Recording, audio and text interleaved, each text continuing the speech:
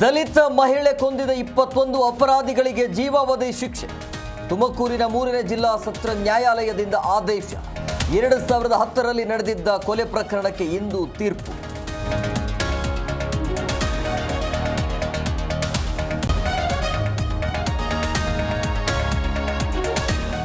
ಭಿನ್ನ ನಾಯಕರ ಹೋರಾಟಕ್ಕೆ ಬ್ರೇಕ್ ಹಾಕಿಸಲು ಪ್ರಯತ್ನ.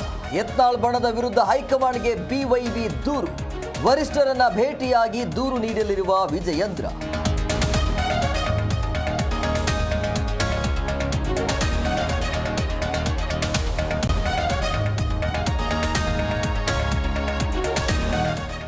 ಸಿದ್ದರಾಮಯ್ಯ ರೀತಿಯ ಸಮರ್ಥ ಸಿಎಂ ನೋಡಿಲ್ಲ. ರಾಜ್ಯದಲ್ಲಿ ಯಾವ ಪ್ರಜೆಯೂ ನೆಮ್ಮದಿಯಿಂದ ಇಲ್ಲ. ಅಭಿವೃದ್ಧಿ ಮರೀಚಿಕೆ ಎಂದು ವಿಜಯೇಂದ್ರ ವಾಗ್ದಾಳಿ.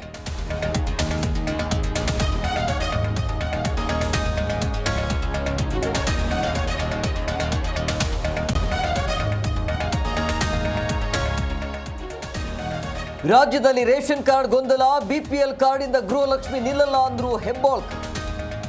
ಬಡವರ ತಲೆ ಮೇಲೆ ಚಪ್ಪಡಿ ಎಳೆಯುತ್ತಿದೆ ಅಂದ್ರು ಅಶೋಕ್.